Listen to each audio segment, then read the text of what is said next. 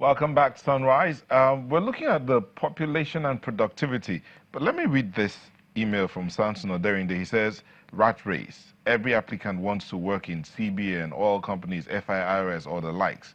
This is why connection comes into play. Let us take a holistic look at salary disparity. It shouldn't be that wide, so that there will be close to equal attraction for all establishments. That's coming from Samson Oderinde, talking about productivity level, everybody wanting to work at a particular place. But see this, the United Nations Population Fund says Nigeria's population has hit a new high of 201 million.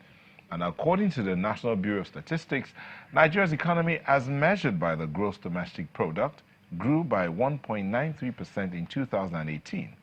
This represents a 0.63 percentage points lower and the population growth of 2.6%. Whoa. So we grow 2.6% and our population grows at population is 2.6%, but GDP 1.6%. Well, to help us understand how all of this population is working out in terms of our gross domestic product, we have a member of the Economic Summit Group, Mr. Tokpe Togun. Thank you for joining us. Also here is Maurice Ekpong, a social reformer and MD of Morana. Thank you for joining us. Now the UNFPA on Monday stated that Nigeria's population currently stands at a high 201 million, representing an increase of 5.1 million from October last year when the country was 195.9 million. That's according to the UN Population Fund. Mr. Togun, how does this affect our GDP growth if population is growing at 2.6 and GDP 1.3? It means that more people are going to be coming into the labor market than the economy has the capacity to absorb. So that leads to higher unemployment, it leads to underemployment, and in some cases, it continues the process of having more people working in the informal economy, where the productivity levels are very low. Or where they are not taken account of? Well, informal economy, there is no efficiency as such, and most of the operators in that sector, they simply work to sustain themselves, not to create more value for the economy. The way to get into productivity is when we move a higher percentage of our population into what we call the high productivity sectors, industrialization, things like that, formal work, where they can earn decent pay. Because decent pay means more purchasing power. You can do things. The economy expands that way. Mr. Ekpong, ordinarily, people would say that your population should be at your advantage. The more people there are, the more that can contribute to making everything work in this country. So how come our case is so different? Thank you very much. I think it was in 2012 that the National Intelligence Council of the US released a global trends report that spoke about some mega trends, including demographics, population demographics, and how that would impact the economic and political situations of countries by 2030. Now, interestingly, by 2030, Nigeria will have overtaken the US, in terms of population size. So Nigeria will be third after India and China. So that is supposed to be an opportunity. But there's also a problem, because in the demographic trends, a lot of countries, even in high-income countries, are going to be aging. But in Africa, of which Nigeria is one, the median age will still be under 25, which should ideally give what you call a demographic boost if we can put the youth population to work. So the challenge is, how can we effectively create work for the teeming population? If we can answer that question, answer it honestly and, pragmatically, then this problem, as it appears, will be an opportunity to boost our economy. you know. So that's what I think. Yes, do you not think that our government has a lot of work to do? Many companies are packing up in Nigeria and moving to Ghana. What do we need to do to bring those companies back? Because when industries spring up in Nigeria, people will tend to be employed. So what should we do to bring industry back? The operating environment in Nigeria is very harsh. We've had this perennial power problem, and that contributes to a high cost of production in the economy. We labor under multiple tax regime. You deal with federal taxes, you deal with states. Even local governments start to harass people. And when you look at the infrastructure deficiencies, the Apapa port, for instance, is where a substantial proportion of all imports into the country comes through. And to have left the Apapa route that way for so many years actually increases the cost factor, the demurrage charges and all of those other things. The way to create work in a high population environment, the way to create work for a larger number of the population starts with the basics, the right kind of education.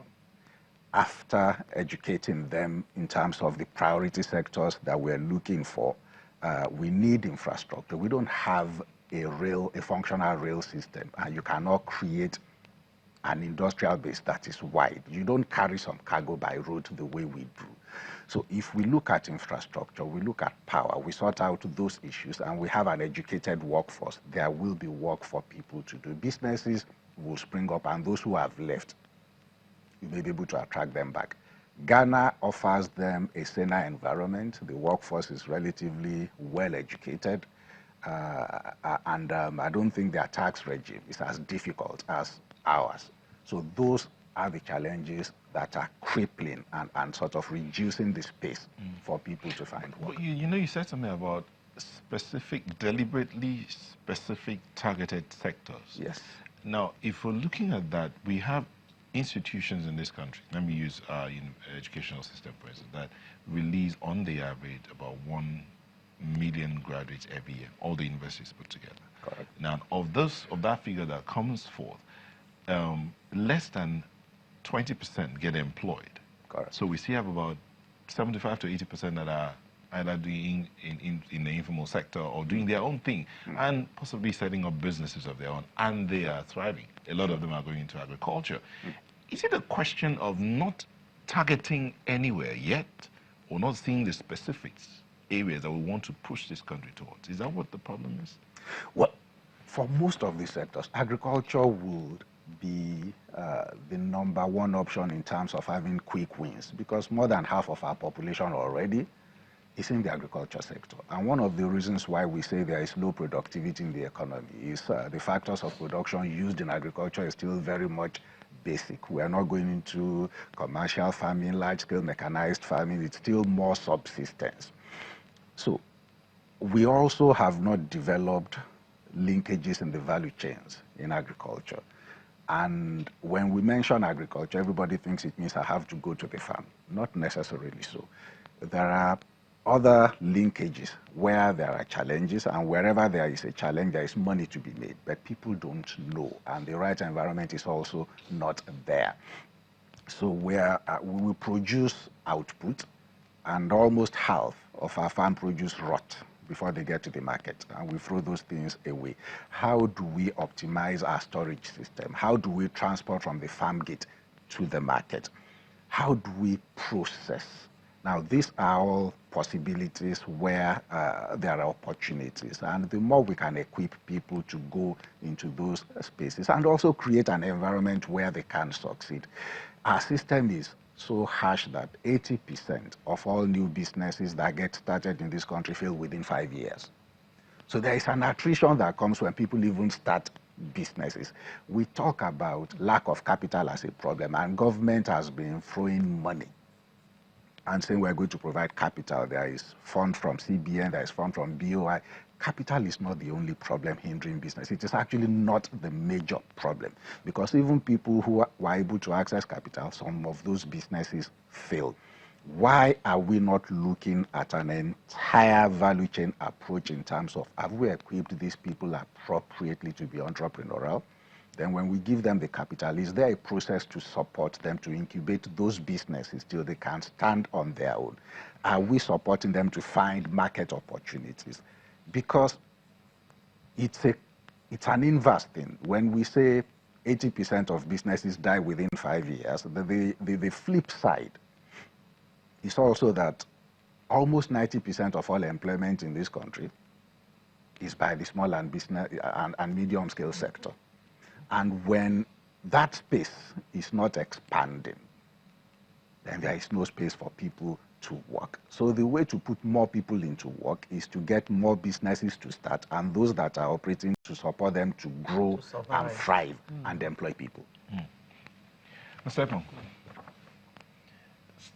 retraining, let me quote Ibukun Awosika. I don't know why I keep Mrs. Ibukun Awosika, when she was talking at the platform. She says, we can be deliberate about identifying the parts of the world that need specific skills. Because we have a lot of young minds, we can retrain and prepare for these skills. How do we begin to get this process going, where we begin to retrain and prepare? He talked about helping the existing businesses to expand and thrive. How do we do that? Very interesting question. How do we begin to retrain?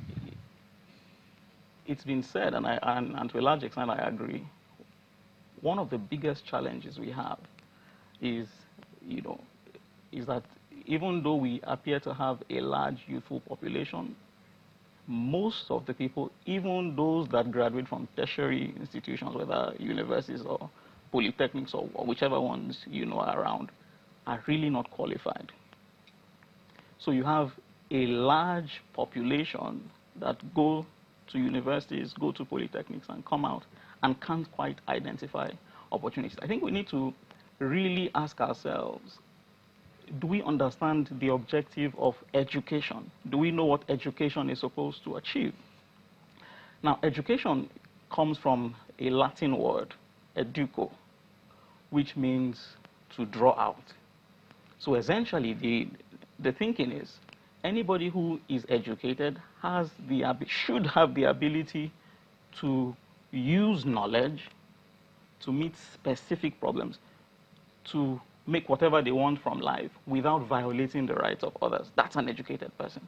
So if that is the case, will the people pandering master's degrees from all kinds of universities really qualify as educated?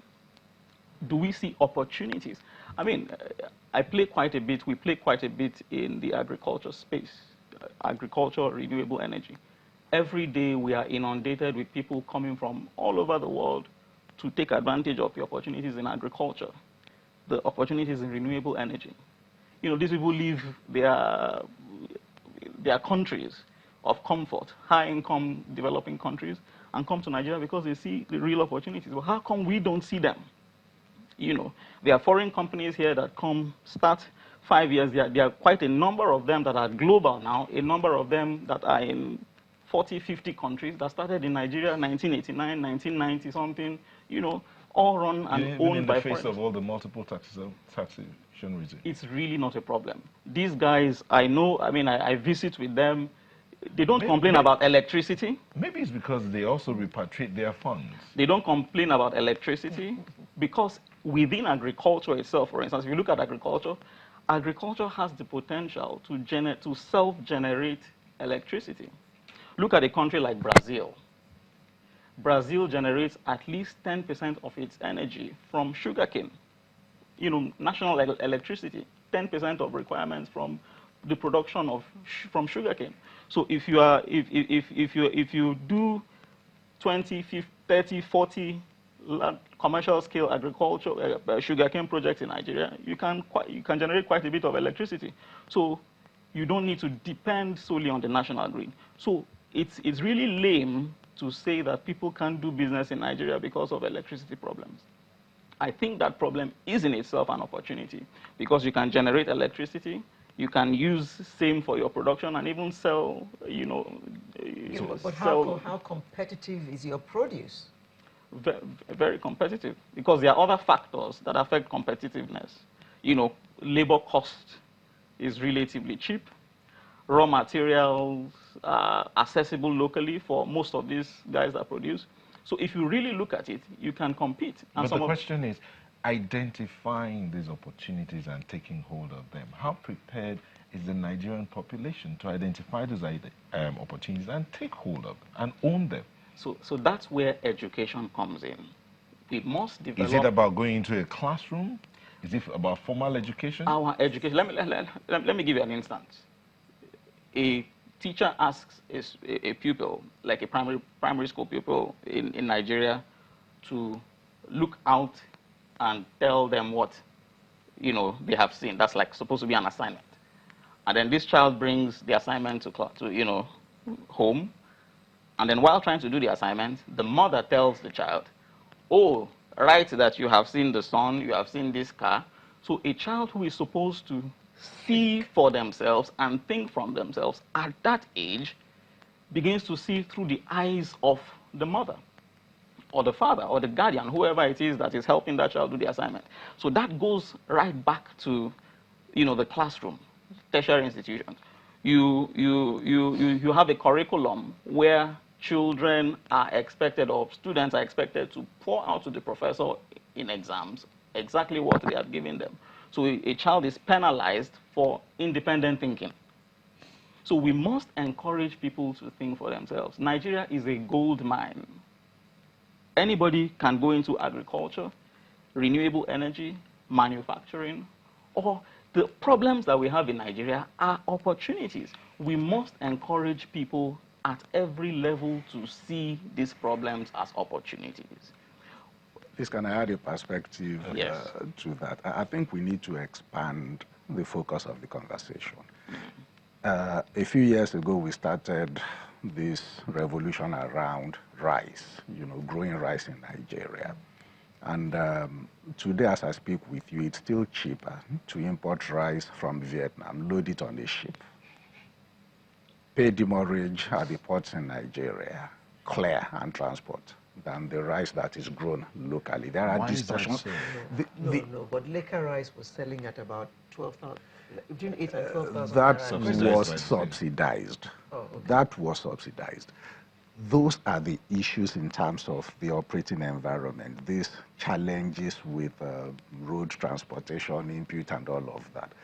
So can everybody take advantage of opportunities in manufacturing? I don't think so, and I'll be honest with you. Some people can. Everybody is not a Dangote. While some factories are closing shop, Dangote is expanding because he's mastered that environment and that process in a way that most people haven't. He sold his pasta business to Tiger Brands in South Africa some years ago. They consistently made losses and they sold it back to him for $1. Now he's selling it again at 120 billion naira to Olam. So if Tiger Brands couldn't crack the economy, and they've done pretty well where they come from, I'm not sure we simply can say everybody can do something. There's a challenge, like he has said, in our education system. What the society needs today are problem solvers and critical thinkers. Our curriculum is still predicated on the pre-colonial era, where all they needed were clerks, administrators, low level, so just learn to read and write. And how did we teach people? Whatever we give you, you give us back. And that's what we still do today. People like Olam came and started in Nigeria in 1989, and they've indeed grown global. But you see, there are underlying issues because these are people who also have global networks of other Indians that they can access capital from, that they can access contacts from, because it's not as if we didn't have Nigerians who are also doing exports, but we are not plugged into those kinds of systems, and maybe we've not been educated up to the point where we are critical thinkers. Why do most of our banks hire Indians? Just hold your thoughts. We'll come back to look at that issue of critical thinking and what can be done. We'll be back shortly. Don't go away.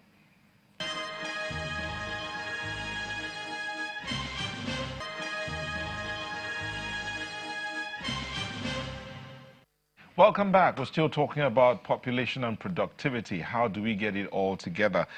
Charles Iyore is writing in from Kent, and he says, one way of increasing productivity is the creation of industrial nodes with specializations. And he gives some here. He says, milk and meat packaging node, Maiduguri, TV production sets and support, Jos, aviation support, munitions and road furniture, Kaduna, widescreen Nollywood, Onitsha. Mixed industry Abuja, mixed industry Kano, mixed industry Lagos, rag trade, shoes Aba, fruit juices and vegetables Ibadan, marine oil services and boat yards Port Harcourt. The state around will supply critical components, and all MDAs should deploy their resources to ensure these definitions are achieved. This doesn't look like rocket science. It's not rocket science.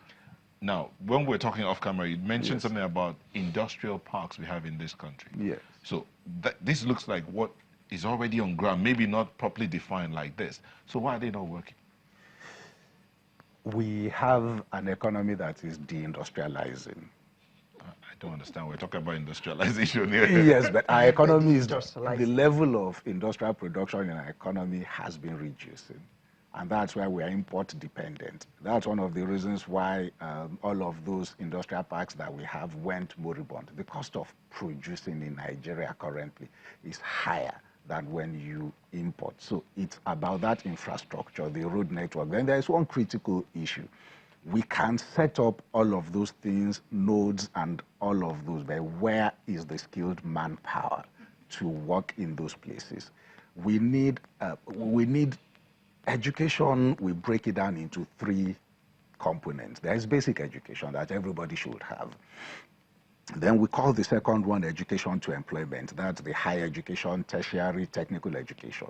So what we need from higher education, we're not interested if you are producing, if you are a graduate of sociology or biology, for as long as you can think critically and you're able to solve problems. You fit into the work economy. We have a massive problem in terms of our technical and vocational education space, which is really where the crux, the foundation of building capacity to reindustrialize the economy. That's where it's going to come from. Where are the people who are going to operate the machinery? We don't even produce any of those machines locally because we've been working on Ajaokuta for as long as I can remember. It has not produced one billet of steel after 30 years and billions of dollars after. So where do we start from? So are you implying that the population is killing itself? Population meaning the leadership plus the lead. We are basically feeding off our own flesh. I'll give you a comparison. Our comparator country closest to us is Brazil. A 200 million population, a dysfunctional educational system, but Brazil used technical education over a period of 10 years to lift 40 million people out of poverty and into the middle class. Because it really didn't matter if you were a graduate of a university, you could still go back and learn a technical skill. Or for those who didn't complete education, you could learn. And they have an effective way of training skills that ensures that your plumber will actually do the job and not terrorize you. Ask anybody who's building a house in Lagos today. Plumbing is a problem. Tiling is a problem. And these are things where we can't say there isn't a demand for those services. There is, but the skills to deliver are not available. Brazil has more than 3,000 technical training colleges. Nigeria has only 300. Similar population. We've got thousands of so-called skill acquisition centers that have gone moribund. Lagos State government is celebrating the building of 4 or 5 is it cinemas or theaters, but they have 29 youth skill acquisition centers that have gone dead and nobody has resuscitated them. So where do people go for skills? The technical colleges that we have, I do not think we have centers in Nigeria where educators in that field can go to receive ongoing professional development. So it is still largely theoretical. That's how I was going to ask you, those skill acquisition centers, the people that will man them, are they available? Where are they being trained? Bodies are Maybe available. that's why they're going moribund. Bodies are available. No, but before you go to Mr. Ekong, let me just throw this question at you. You are part of the Economic Summit group, and well, the impression we get is that you hold these your summits so that you can advise government on the way forward, you know, how to better our economy. How well has the NESG done in that respect? Is government listening to you? Is it implementing any of your recommendations? Thank you for that question. Actually, the summit for us is not the real work. It's just the high power where we all come together and do things. The real work is what happens in between summits. That's where we're more than just advising. We want to partner. So the NESG has what we call 11 policy commissions. I lead the Human Capital Development Policy Commission, which has to do with things around health, education, and employment creation. And each policy commission engages with the relevant MDAs in its universe.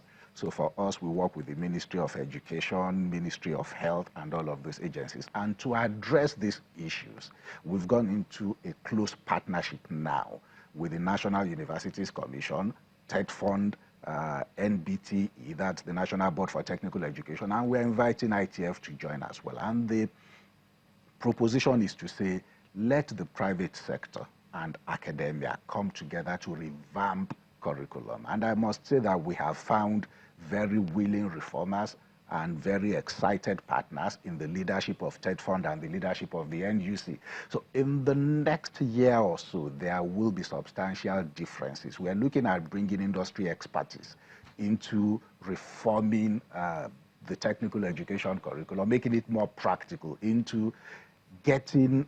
We don't want to sit and keep complaining universities are not producing the kind of skills we want. So if we spend 1 year retraining those people, the things we used to retrain them, let's now begin to go backwards and take that into the universities and polytechnics and apply them there. So yes, we are partners to the relevant agencies in government, but as you know, this is also a political economy issue.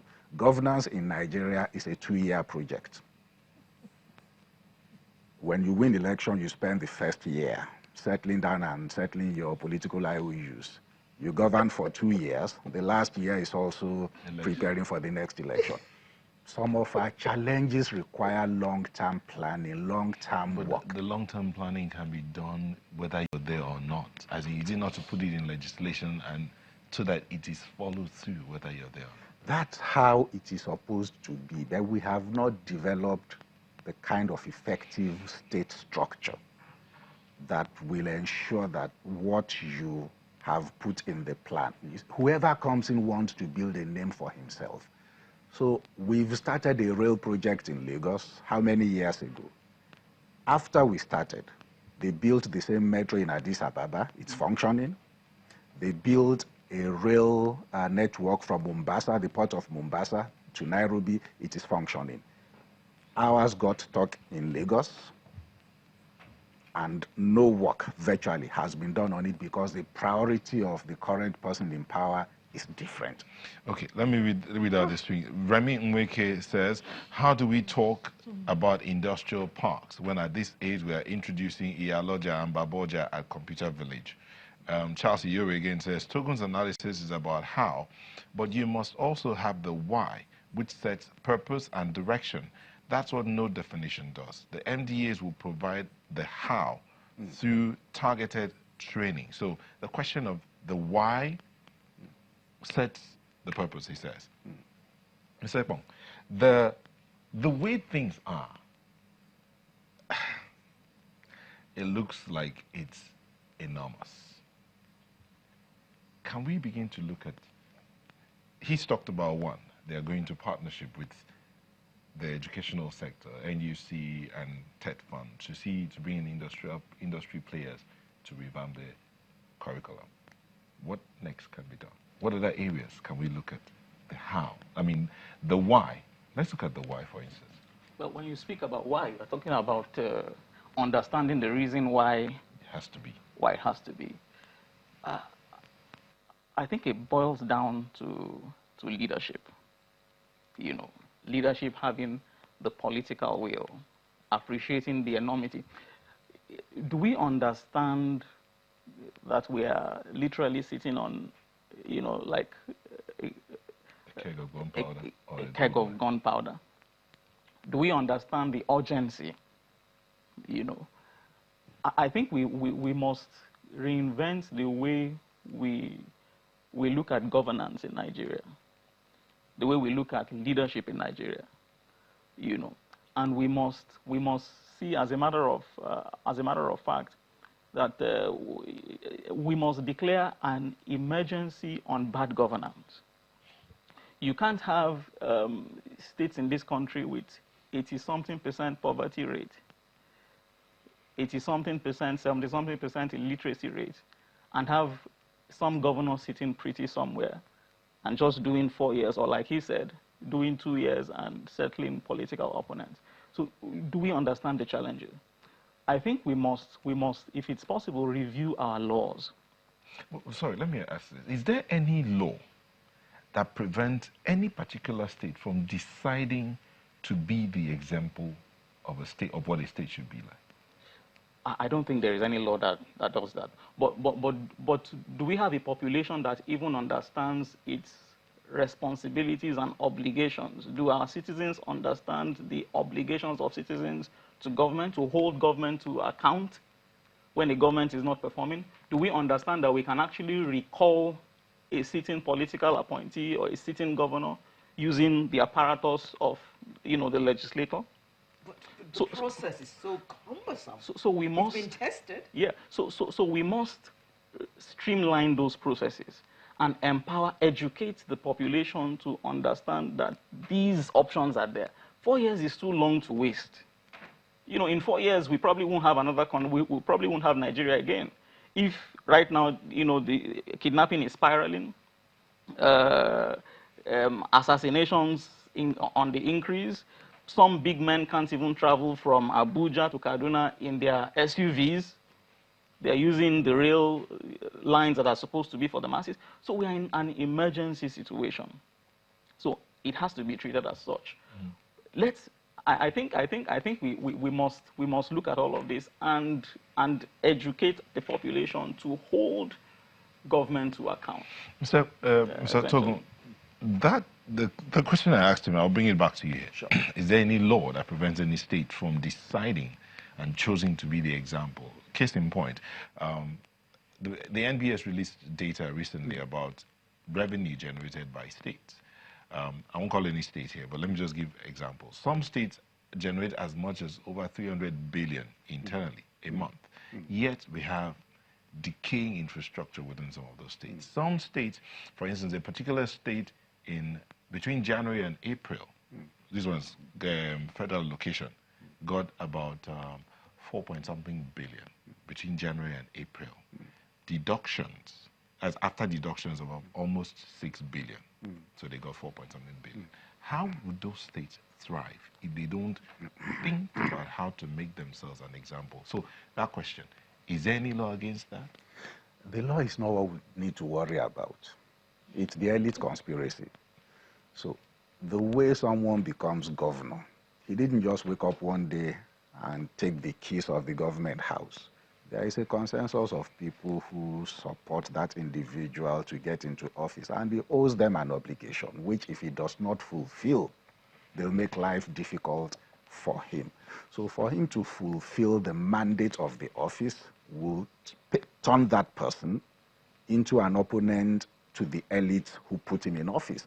And that's the challenge that we face. That's why governance is so personalized, why it's all about some of our states. If we are being practical, we do not need 36 states, because what we've done is to simply replicate mediocrity. We have states where all they do is to supposedly pay worker salaries, which they're not even paying now. And every month, commissioners go to Abuja to share money. It is so ridiculous. that you go to what they call the federal allocation and something fiscal something, and they go and share money every month when you are supposed to be working to generate revenue. When you generate revenue, how do you use it? Even the states that are doing the 300 billion, they don't publish their budgets. They don't publish disbursements, how it's used. We have a broken society. And you measure the effectiveness of the state in terms of its ability to penetrate society and shape. First, deliver basic services, which is supposed to be done through the local government, and local government is completely non-existent. And that's why primary health care, primary education, those things are not working. Secondly, you measure in terms of its ability to generate taxes. But because we can go to Abuja to share all money, we are not looking at taxation effectively. If you want to mobilize the citizenry to begin to rise up against the elites, they must feel the pinch of taxation. Our tax ratio to GDP, if it goes up and people are really paying, then you become a bit more militant in saying, this is what we're paying for, where is that service that we're supposed to get? I was listening to the first segment in terms of governors owing salaries, 10 months paying half. You should go to Abuja on any day when governors are supposed to be having meetings, and you will cry for Nigeria. Most of the people who run states where they are not paying salaries maintain large fleets of vehicles permanently in Abuja. And they travel around the capital in convoys, and they go to Abuja 2-3 times a month doing what? So we've personalized governance to the extent that whoever is in power, the money of the state is to maintain him. There's always money to fuel the governor's cars. There's always money to entertain. There's always money to travel, but there's no money to pay salaries. Mr. Epong, in closing, way forward. The way forward for us. Please include, is it time for us to begin to look at our population? Are we having too many children? We must even ask whether the statistics we have as population are actually correct, because that's where it starts. You know, from independence, we've always talked, a lot of people have always said that some of those figures are bogus. Well, Akinboyewa says not, that did the UN come to count us? Nobody came to count him. It's ridiculous to say that in certain arid states in the north, you can have the kind of population that they are projecting, when those populations are not in countries like Egypt or Saudi Arabia or Chad or Niger that are neighboring with better conditions. So we must ask ourselves the right questions. Because that's important, because population is supposed to be used for planning. So let's ask ourselves that question. And then lastly,